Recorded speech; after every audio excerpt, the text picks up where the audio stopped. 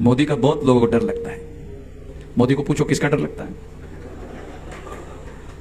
Modi RSS से डरता है। आरएसएस वो अमन मेहसान से। तो ये बात जो है वो मैं कोई जाति दुश्मनी करने के लिए उनसे नहीं लड़ रहा हूं, सिद्धांत की लड़ाई है।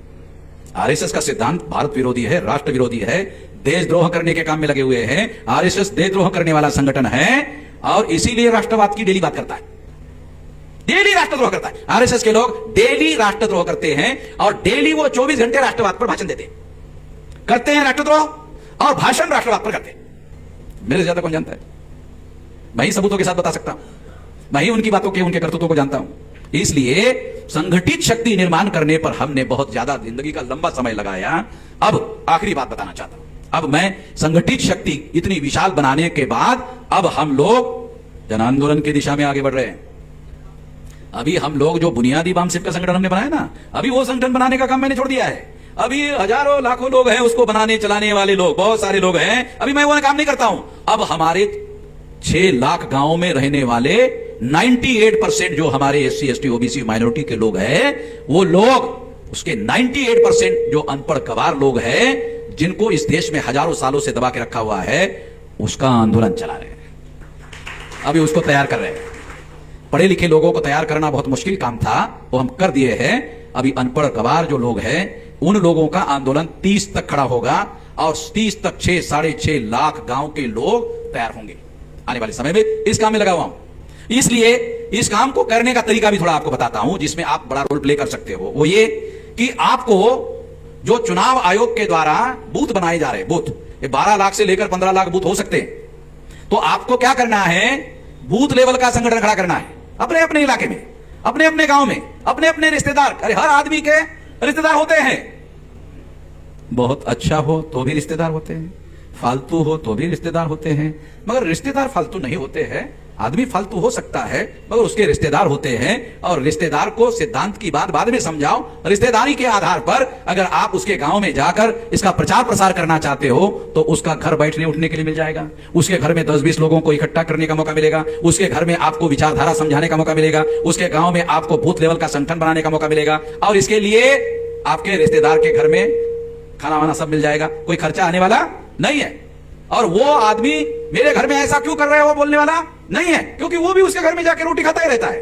तो इसलिए ये काम आप बहुत आसानी से कर सकते हैं। जो आसानी से कर सकते हैं वो बता रहा हूं, जो मुश्किलों से करने का काम है वो मेरे ऊपर छोड़ दो, जो कठिन काम है वो मेरे ऊपर छोड़ दो। और ये दिमाग में धारणा अमन मेहसान कर लेगा, कठिन है वो अमन मेहसान करेगा। आपको छोटा काम बता रहा हूं, गांव में, देहात में, तहसील में जाकर बूथ लेवल का संगठन खड़ा करो।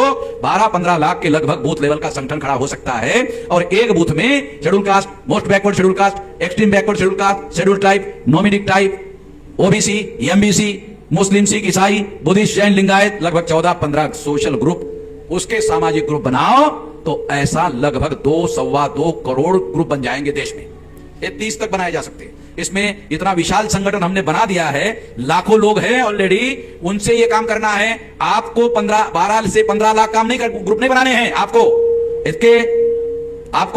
ये नहीं बनाने हैं, आपको अपने जिले का बनाना है।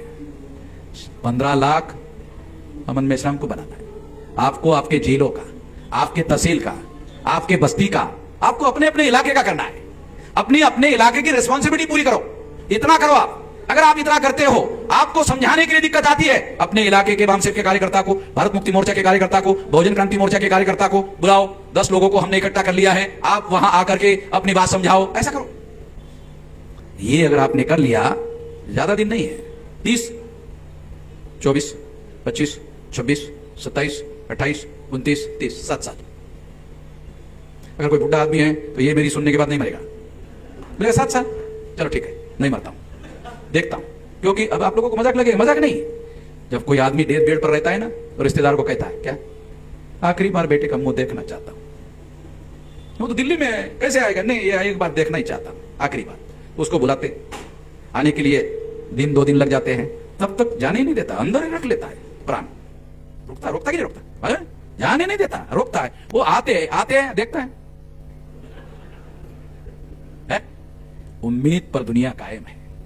उम्मीद होती है ना, उम्मीद होती है, निराशा है, आदमी चला जाएगा। उम्मीद है, अरे है उम्मीद है, हो सकता है, हो सकता है, हो सकता है, हाँ, इससे उम्मीद पर दुनिया कायम है। मैं आपको वही उम्मीद कह रहा हूं। उम्मीद से होता है, आशा से होता है, निराशा से तो आत्महत्या होती है। उम्मीद से आदमी आगे बढ़ता है, उम्मीद से आदमी समाज आगे बढ़ता है। यही बात मैं कह रहा हूं। मेरे पास क्या है, फकीर आदमी हूं।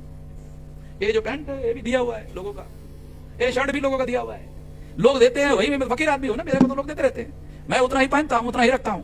तो इसलिए मैं आपको बता रहा हूं, जो है वो बता रहा हूं। तो इसलिए मुझे किसी प्रकार का कोई दिक्कत नहीं होता है। इसी तरह से अगर आप समाज में काम करो तो लोग आपको अपने सर पर बिठाते हैं। लोगों का काम करो तो सच्चाई से, ईमानदारी से, किसी मकसद के लिए काम करो तो आपको लोग साथ देंगे। नहीं, लोग साथ नहीं देते हैं, साथ देंगे, मेरा यकीन है।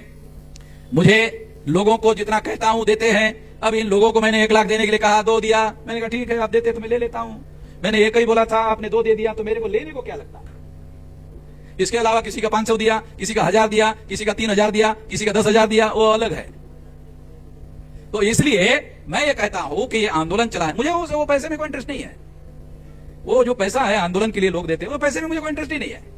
हम इस देश में बदलाव लाना चाहते हैं, उस बदलाव में हमारा इंटरेस्ट है, और किसी बात में कोई इंटरेस्ट नहीं है। बदलाव में, परिवर्तन में हमारा इंटरेस्ट है।